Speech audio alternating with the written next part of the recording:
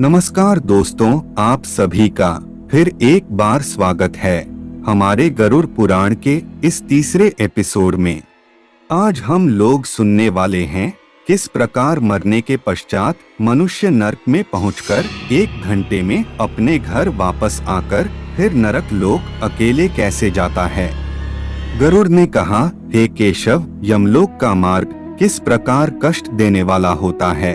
वहाँ जिस प्रकार से पापी मनुष्य जाते हैं वह हमसे कहने की कृपा करें। ऐसा प्रश्न करने पर श्री भगवान कहते हैं कि प्राणी को यमलोक का मार्ग बड़ा दुख देने वाला है। मैं तुमको बतलाता हूँ, तुम मेरे भक्तजन हो, तथापि सुनने से तुम कंपायमान हो जाओगे। उस मार्ग में विश्राम लेने के लिए वृक्ष की छाया तक नहीं है तथा अन्नादि भी नहीं है, जिससे कि प्राणों की रक्षा हो सके। अत्यंत त्रिशातुर प्राणी जलपान करें, ऐसी भी मार्ग में जगह नहीं है। और साथ ही प्रलयकाल की भांति 12 सूर्य वहां तपते रहते हैं। उस मार्ग से जाता हुआ पापी मनुष्य कभी शीतल वायु से पीड़ित होता है तो कभी कांटों तथा महाविषधर सर्पों से आविष्टित हो जाता है। कहीं उस पापी को बड़े भयानक व्याघ्र, शेर और कुत्ते भक्षण करते हैं तो कहीं बिच्छू काटते हैं और कहीं अग्नि से जलाया जाता है।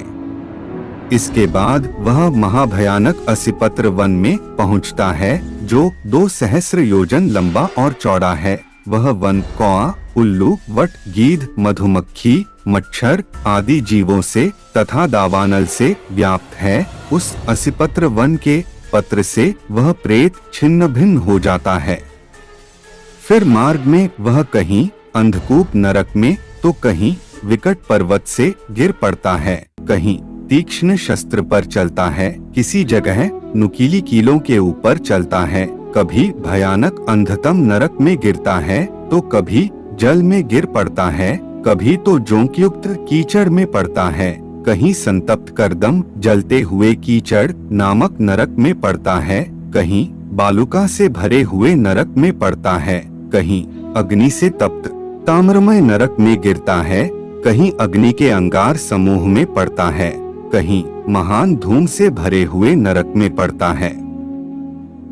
फिर यम मार्ग में जाते हुए कहीं अंगार की वृष्टि होती है, कहीं लोमय वज्र सहित स्थूल पत्थर की वर्षा होती है, कहीं रुधिर की वृष्टि, कहीं शस्त्र की वृष्टि होती है तो कहीं खौलते हुए जल की वर्षा होती है, कभी भस्मस्थित कीचड़ की वृष्टि होती है, कहीं बड़े गर्तखंडों में प्रवेश करता है, कभी कभी ऊंचे स्थान पर चढ़ता है, कभी पर्वत की कंदरा में प्रवेश करता है।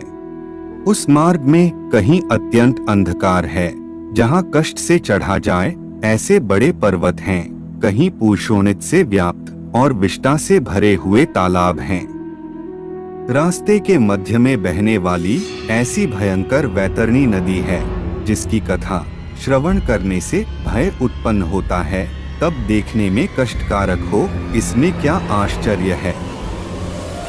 वैतरणी नदी का 100 योजन का विस्तार है, उसमें पूय और रुधिर बहते हैं, हड्डी से व्याप्त उसका तट है, मांस और शोणित के कर्दम से युक्त है और बहुत ऊंची है, मनुष्य तैर नहीं सकते, केशरूपी शैवाल से दुर्गम है और बड़े बड़े मगरमच्छ आदि से परिपूर्ण है और अति भयंकर हजारों पक्षियों से संपन्न है।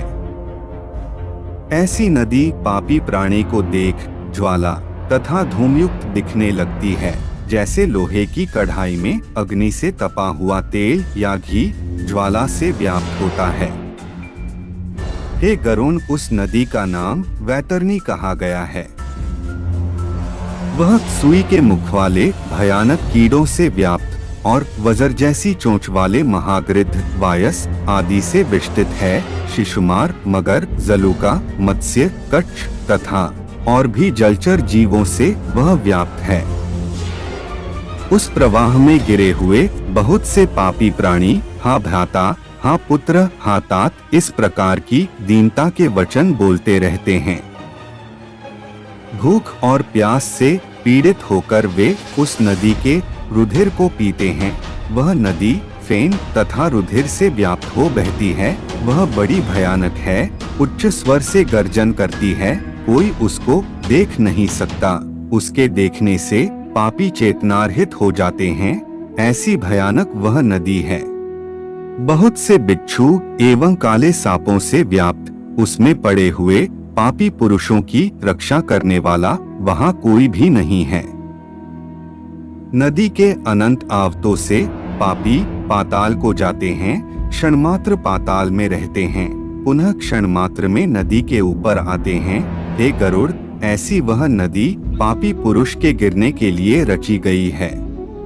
उस नदी का पार नहीं दिखता और किसी से तैरी न जाए, ऐसी ही दुखदायक वैतरणी नदी का वर्णन किया गया है।